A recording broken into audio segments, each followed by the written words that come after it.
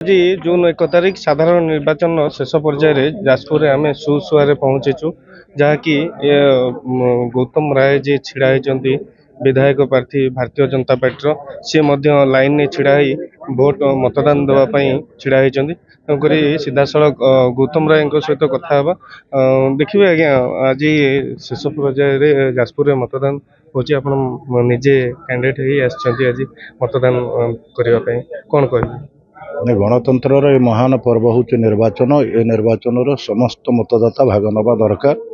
ମୁଁ ତ ନିଶ୍ଚିତ ଭାବରେ ଅନୁରୋଧ କରିବି ଯାଜପୁର ମତଦାତା ବିଜ୍ଞ ମତଦାତା ଭାଇ ଭଉଣୀମାନଙ୍କୁ ସମସ୍ତେ ଶଳ ଆସିକି ନିଜ ନିଜ ବୁଥ୍ କେନ୍ଦ୍ରରେ ଶୃଙ୍ଖଳା ରକ୍ଷା କରିକି ନିଜର ମତ ଅଧିକାର ସାବ୍ୟସ୍ତ କରିବେ। ଏବଂ ଇଏ ଗୋଟେ ସଚେତନ ଅଞ୍ଚଳ, ଯାଜପୁର ଅଞ୍ଚଳ।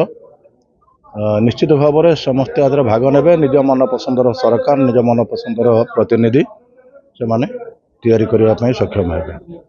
କେତେ ଖୁସି ଲାଗୁଛି ଆପଣ ନିଜେ କ୍ୟାଣ୍ଡିଡେଟ୍ ମଧ୍ୟ ଭୋଟ ଦେବାକୁ? ଲୋକଙ୍କ ଭିତରେ ବହୁତ ଆଗ୍ରହ ଅଛି। ପ୍ରବଳ ଗୁଳୁଗୁଳି ହେଉଛି, ଖରା ବି ହେଉଛି, ତା ସତ୍ତ୍ୱେ ଏତେ ଲୋକ ଲାଇନରେ ଛିଡ଼ା ହେଇକି ଭୋଟ ଦେବା ପାଇଁ ଆସିଥିବାରୁ ମୁଁ ଆନନ୍ଦ ଅନୁଭବ କରୁଛି ଏବଂ ସମସ୍ତ ମତଦାତାମାନଙ୍କୁ ଅଭିନନ୍ଦନ ଜଣାଉଛି। ଶୁଣୁଥିଲେ ଯେ ଭାରତୀୟ ଜନତା ପାର୍ଟିର ପ୍ରାର୍ଥୀ ଗୌତମ ରାୟ କହୁଥିଲେ କି ସକାଳୁ ଉଦ୍ର ତାପରେ ଆସି ଛିଡ଼ା ହେଇ ଲୋକମାନେ ମତଦାନ କରିଛନ୍ତି। ଅନ୍ୟ କେମିତି ଲାଗୁଛି ଏ ଯେଉଁ ଖରା ଗରମ ଗୁଳୁଗୁଳିରେ ଲମ୍ବା ଲାଇନରେ ଛିଡ଼ା ହେଇ ଭୋଟ ଦେଉଛନ୍ତି? ଯାହା ବି ହେଲେ ସୁସୁଆ ପଞ୍ଚାୟତରେ ଏଥର ସମସ୍ତେ ନିଷ୍ପତ୍ତି ନେଇଛନ୍ତି। ସାରା ଯାଜପୁର ନୁହେଁ, ସାରା ରାଜ୍ୟରେ ବର୍ତ୍ତମାନ ସରକାର ପରିବର୍ତ୍ତନ ହେବାକୁ ଯାଉଛି। ଗୌତମ ରାୟଙ୍କ ନେତୃତ୍ୱରେ এটা ନୂଆ ବିଧାୟକ ଲେଖିବେ ଏବଂ ଖରା ଏ ଯେଉଁ ଗୁଳୁଗୁଳି ଲୋକ ଖାତିର କରୁନାହାନ୍ତି। ଏଠି ଲୋକ ଅନ୍ୟାୟ ଅନୀତି ଦୁର୍ନୀତି ବିରୋଧରେ ଲଢ଼େଇ କରିବାକୁ ଆସୁଛନ୍ତି। ଏ ଲଢ଼େଇ ଗୌତମ ରାୟଙ୍କର ନୁହେଁ, ସାରା ଯାଜପୁରବାସୀଙ୍କର ଅନ୍ୟାୟ ଅତ୍ୟାଚାର ବିରୋଧରେ ଲଢ଼େଇ। ତେଣୁ ସମସ୍ତେ ଆକୁ ବେଖାତିର କରି, ଖରା ଗରମକୁ ବେଖାତିର କରି ଏଠି ଲମ୍ବା ଲାଇନ୍ ଆପଣ ଦେଖିପାରୁଥିବେ, ବହୁତ ସଂଖ୍ୟାରେ ଲୋକ ଆସୁଛନ୍ତି ଏବଂ ଭୋଟ ବହୁତ ଶାନ୍ତି ଶୃଙ୍ଖଳା ସହିତ ହେଉଛି।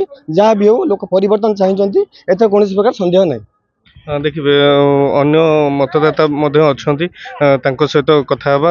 ଆଜ୍ଞା, ଦେଖିବେ ଆପଣ ଲମ୍ବା ଲାଇନରେ ଛିଡ଼ା ହେଇଛନ୍ତି, କେମିତି କ'ଣ ବ୍ୟବସ୍ଥା ରହିଛି ବୁଥରେ?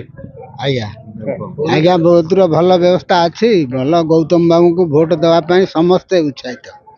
ଆଉ ଏମାନେ ସବୁ କରେଇ ଦେଉନାହାନ୍ତି, ବିରୋଧୀ ଦଳ କରେଇ ଦେଉନାହାନ୍ତି। କ'ଣ କହିବେ? ଆପଣ ମତ ସାବ୍ୟସ୍ତ କରିବେ କେତେ ବର୍ଷ ପରେ? ଆପଣ ଏଇଟା କେତେ ନମ୍ବର ମତଦାନ? ଏଇଟା ହେଲାଣି 25 ବର୍ଷ ହେଲାଣି ରାଜନୀତି କରୁଛନ୍ତି। ଆପଣ ଆଜି ଭୋଟ 80 ବର୍ଷର ମୁଁ ଭୋଟ ଦେବାକୁ ଅଛି।